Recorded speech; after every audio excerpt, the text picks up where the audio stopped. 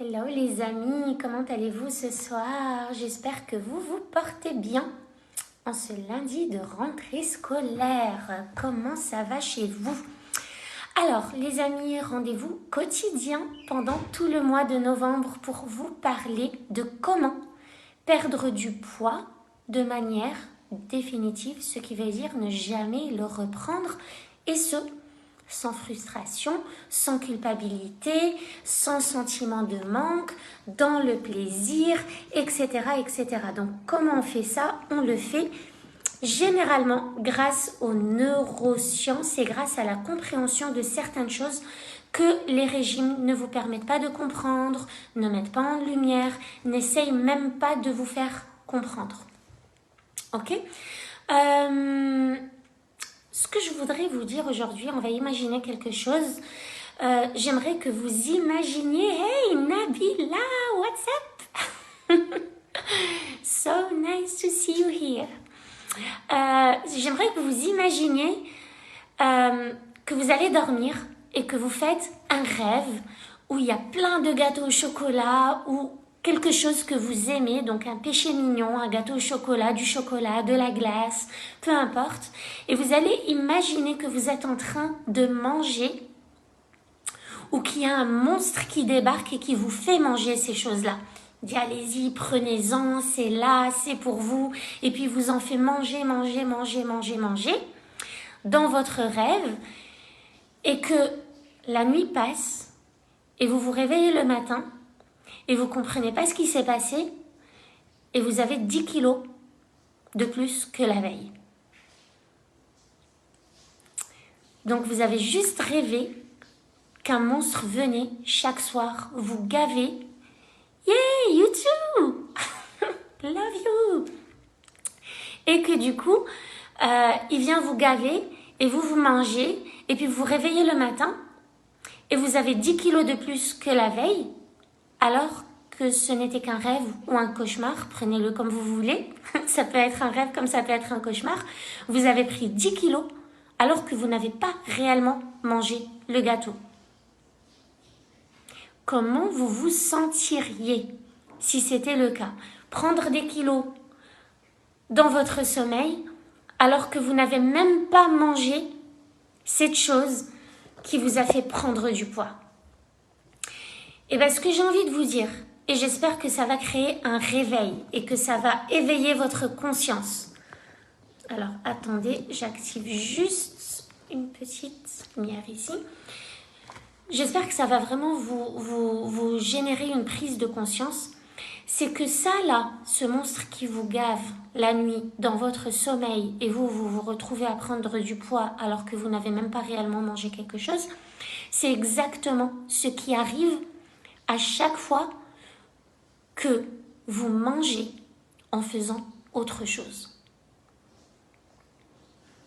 C'est exactement ce qu'il se passe à chaque fois que vous mangez en faisant autre chose, à la fois en regardant la télé, en travaillant, en répondant à vos emails, en passant des coups de fil, en regardant une petite vidéo sur votre téléphone, en mangeant, en conduisant, en parlant, souvent des fois même à table pendant qu'on mange, il y a des conflits.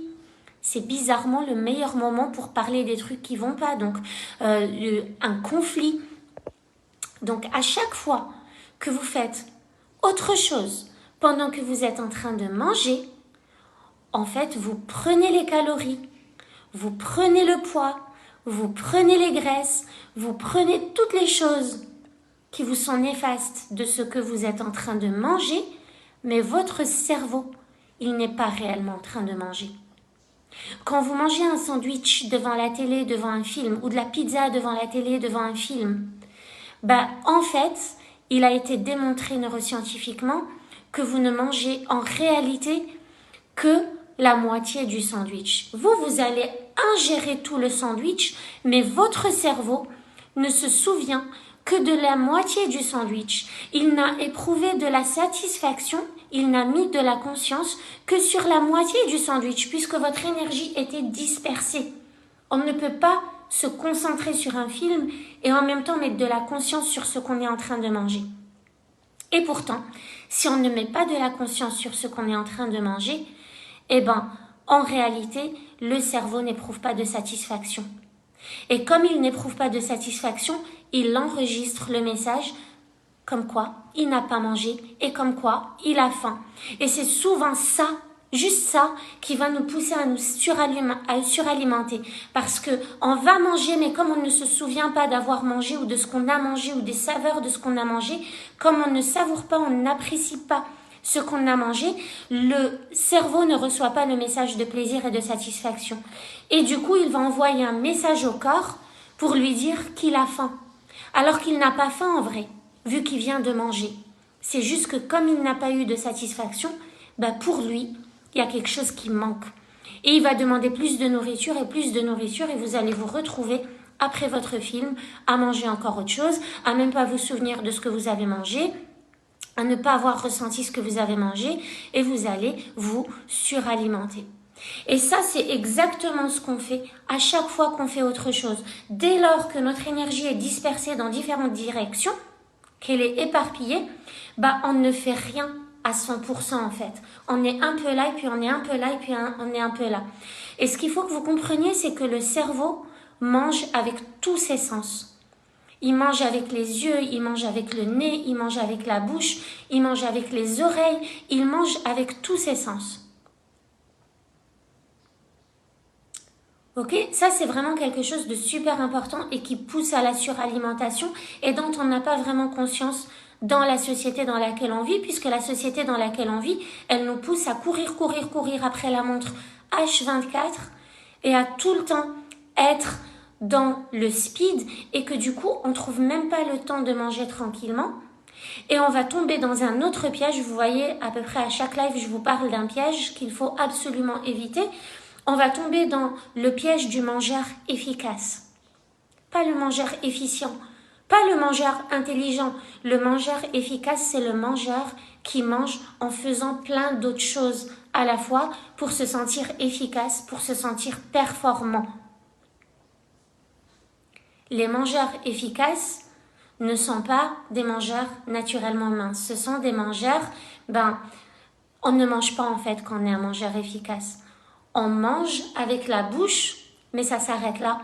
On ne ressent pas ce qu'on mange, on ne savoure pas ce qu'on mange, on n'a pas conscience de ce qu'on mange, on n'envoie pas tous les signaux électriques, électrochimiques et biochimiques à notre cerveau, comme quoi on est en train de kiffer ce qu'on est en train de manger.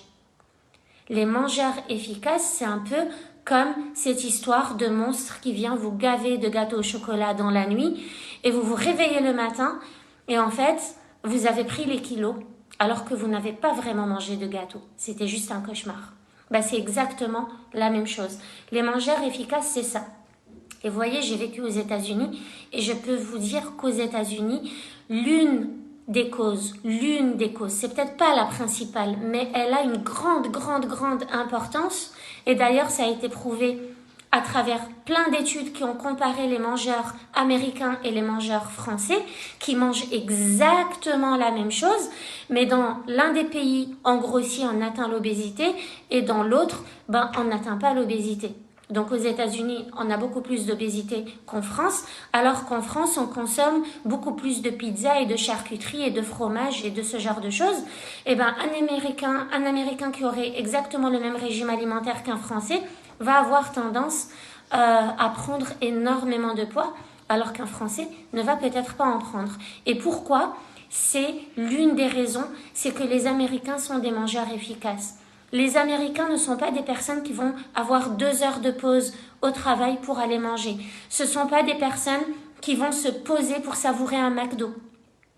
Ce sont plutôt des personnes qui vont beaucoup travailler en mangeant, qui vont manger en faisant des réunions, qui vont manger en conduisant, qui vont manger à la hâte, dans la va-vite, dans le speed, qui vont pas prendre de temps pour manger, qui vont pas utiliser le couteau et la fourchette pour manger.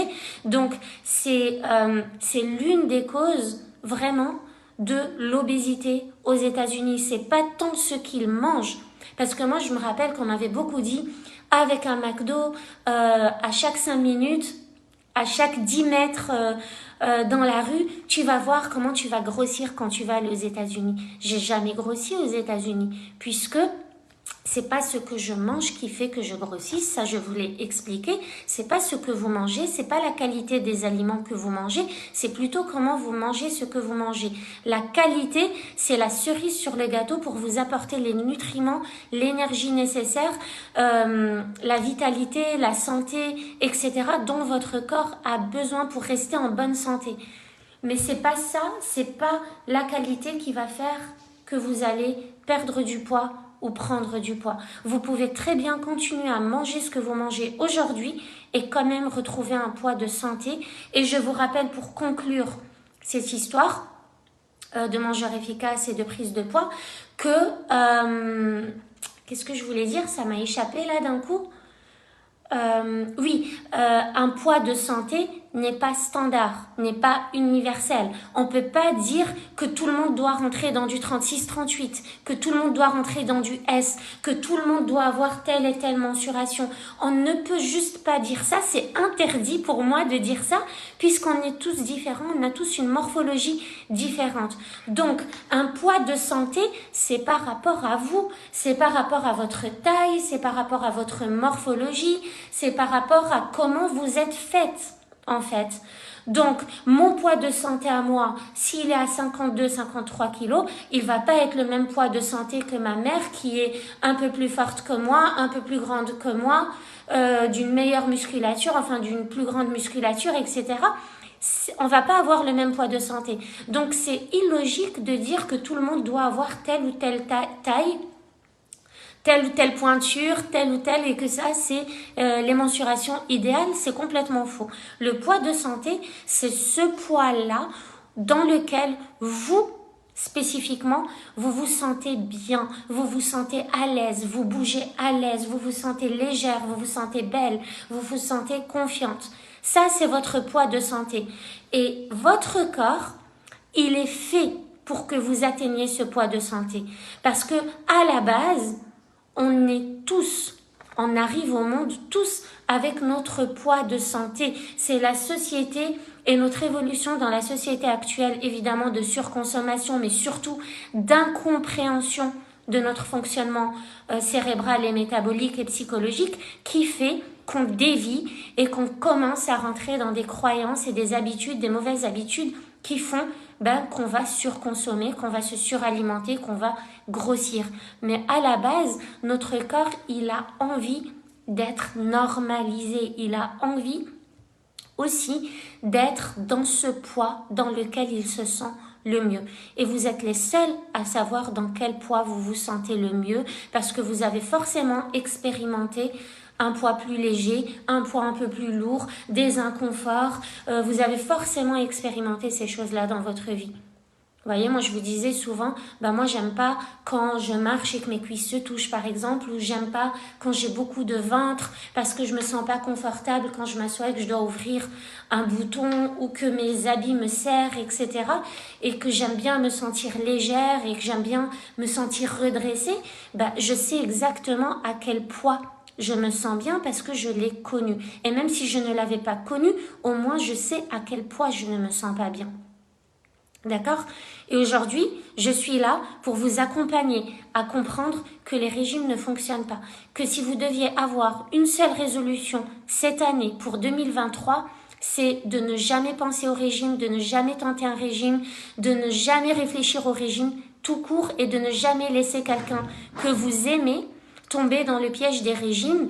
Si vous n'avez pas regardé les 6 lives précédents, regardez-les parce que j'explique exactement, coucou ma belle Bouchra, j'explique exactement pourquoi les régimes ne fonctionnent pas. Et ils ne fonctionneront jamais. Spécifiquement parce que ils ne considèrent pas qui vous êtes. Ils ne considèrent pas l'humain que vous êtes. Ok? Et vous savez très bien que en janvier, je lance le programme Psychoneuronutrition qui, lui, il est basé sur tout le contraire des régimes. Il est basé sur le fait de manger ce que vous désirez le plus, de mettre du fun dans votre vie, de prendre juste du temps pour vous, de changer vos croyances, de faire un travail de développement personnel pour avoir comme bénéfice secondaire un retour à votre poids de santé. C'est super, super important. D'accord? Donc là, on lance la deuxième cohorte et je vous en parlerai petit à petit. Oui, Bouchra, le jeûne intermittent, je l'effectue, c'est la cerise sur le gâteau. Mais tu vois, c'est un peu comme le régime. Je ne vais pas vous dire que pour perdre du poids, il faut que vous commenciez par le jeûne intermittent. On va d'abord aller creuser quelle est la source de cette prise de poids. Le jeûne intermittent, si on commence par ça pour perdre du poids, ça serait comme l'exemple que je vous ai donné du Doliprane. Il va venir diminuer ou arrêter votre mal de tête, mais il ne va pas résoudre le problème du mal de tête à la source. Donc tout ça, le jeûne intermittent, la nutrition, les combinaisons alimentaires, manger sainement, manger ceci, manger cela, mais tout ça, si vous voulez, c'est la cerise sur le gâteau pour que vous vous sentiez encore mieux et plus énergisé. C'est une hygiène de vie en fait, c'est exactement ça. Mais c'est pas la base de la perte de poids, on ne commence pas par ça, parce que si le poids, il est là, ça c'est les joies des directs, ok? Entre les petites qui m'appellent quand elles sont aux toilettes et le psy qui passe et qui regarde si on le voit, bah ouais, vive l'entrepreneuriat et vive les aléas et les aléas du direct, j'en ai perdu ce que je voulais dire. Donc, voilà, c'est pas ça qu'on va regarder en premier. Derrière chaque problématique personnelle, il y a évidemment quelque chose de l'ordre du psycho-émotionnel. Si on ne cherche pas à comprendre qu'est-ce qui fait que, qu'est-ce qui a pu faire que, et si on ne va pas agir sur le vrai problème qui a poussé à la suralimentation et à la prise de poids, on ne résoudra jamais le problème de poids. Jamais. Et il n'y a aucun régime, justement, qui vient chercher quelle est la problématique, la réelle problématique. Tous les régimes vous disent que le problème, c'est ce que vous mangez, c'est l'heure à laquelle vous mangez, c'est les quantités que vous mangez, c'est les combinaisons alimentaires que vous faites. Or, ce n'est pas ça. Il n'y a pas une combinaison qui convient à tout le monde parce qu'on n'a pas tous le même métabolisme. On n'a pas tous le même organisme, on n'a pas tous un fonctionnement standard de notre triade, de nos intestins, de notre estomac, de notre foie. On n'a pas tous le même système. Globalement, il est le même, mais spécifiquement dans son fonctionnement, il est complètement différent de l'un à l'autre. Moi, il y a des choses que je vais supporter crues. Vous, il y a des choses que vous n'allez pas supporter crues. Moi, je peux mélanger certaines graines et certaines légumineuses. Ben vous, peut-être que ça va pas passer. Vous voyez, moi peut-être que les graines germées ça passe, peut-être que ça passe pas. Peut-être que si le matin je fais une combinaison de café au lait, bah peut-être que je vais très très mal le digérer, mais peut-être que le café seul ou le lait seul ça passe très bien. Donc ça dépend. Coucou ma belle Fatih, j'espère que tu vas bien. Donc faut arrêter de croire que enfin on va vous sortir un régime qui va fonctionner. C'est pas vrai. Ça reste du marketing évidemment parce qu'on sait que le fléau numéro 1 dans notre société aujourd'hui, c'est ça. C'est la relation au corps, la relation à notre physique, c'est l'image de soi, c'est ce sentiment qu'on a de nous-mêmes dans notre corps, dans ce corps qui nous a porté, qui est souvent mal aimé. C'est exactement ça. Je vais très très bien ma belle Fatima, j'espère que toi aussi. Les régimes, ils ont tous des noms différents, ils ont des beaux noms, à chaque fois il y en a un nouveau, mais vous voyez, c'est des expérimentations, c'est des tests. Et comme je vous l'ai dit, moi je suis pas une partisane du truc qui marche à peu près, ou qui marche une fois sur 3, ou qui marche pour telle catégorie de personnes. Moi je suis une partisane des trucs qui marchent tout le temps, pour tout le monde, ou on va dire dans au moins 98% des cas. Moi, je suis plutôt partisane des méthodes qui marchent dans au moins 98% des cas. Et aujourd'hui, les méthodes qui marchent dans 98% des cas, bah, c'est des méthodes qu'on a pu étudier en IRM fonctionnel, grâce aux neurosciences, parce qu'on a vu un cerveau, on a vu comment il réagissait, on a pu étudier des personnes sous IRM pour voir comment elles réagissaient, elles, et quels étaient les impacts de leur fonctionnement, de leurs habitudes, de leur hygiène de vie sur leur corps, sur leur poids, pour pouvoir modéliser et pour pouvoir reproduire. Moi, tant que j'ai pas de résultats concrets, tant qu'on me dit pas, voilà, il y a des études qui ont été faites sur tant et tant et tant et tant de personnes, sur une grande échelle, j'ai besoin d'une grande échelle, et voilà ce qui a marché dans 98% des cas, je reste réticente. Donc, je suis là tout le mois de novembre pour vous parler de ça. Donc, si vous avez des questions, posez-les parce que c'est vraiment votre opportunité justement de pousser votre compréhension à un niveau supérieur, d'un petit cran en avant et vraiment sortir des pièges qui poussent à la suralimentation. Parce que la suralimentation est déjà un plus gros problème, un problème plus profond que juste la prise de poids. La prise de poids vient de la suralimentation, mais encore une fois, il faut qu'on comprenne de pourquoi vous vous suralimentez. Qu'est-ce qui fait qu'à un moment, vous allez ouvrir le placard ou ouvrir le frigo sans avoir faim? Et vous avez toutes déjà des bribes de réponses, mais quand on se fait accompagner, on restructure tout ça et tout se clarifie et on avance étape par étape au point que on installe inconsciemment des bonnes habitudes à la place des mauvaises. Donc ça ne vous coûte rien, ça ne vous coûte pas d'efforts, vous n'avez pas l'impression de faire des efforts conscients et du coup ça vous permet en bénéfice secondaire de retrouver un poids de forme, votre poids de forme et pas le poids de forme qui a été déterminé par telle ou telle personne qui a décidé que c'est comme ça qu'il fallait fonctionner et pas autrement. Voilà, je vous embrasse. Il faut que je libère l'espace, je pense. Et je vous dis, et ce petit-là, je pense, est le plus jeune à avoir testé ce programme de perte de poids. Et il se porte plutôt bien, il n'est privé de rien. Il mange encore exactement ce qu'il veut manger. Ses pancakes avec sa crème chantilly et ses fruits et son coulis au chocolat. Il n'y a pas de problème du moment que je lui ai appris à comment manger ce qu'il mange. Juste comment le manger en termes de développement personnel et pas en termes de quantité ou en termes d'horaire ou en termes de nombre de calories. C'est pas ça quand je dis comment manger. Moi, je parle en termes de développement personnel, de conscience de soi, en termes de faim physique réelle, en termes de satiété. Merci pour lui, Bouchra. Voilà, et mon but, comme je vous l'ai souvent dit, et d'ailleurs la preuve c'est là avec Nafis, c'est que je le fais aussi pour mes enfants. Parce que nous, on n'a pas eu la chance de connaître ces choses-là.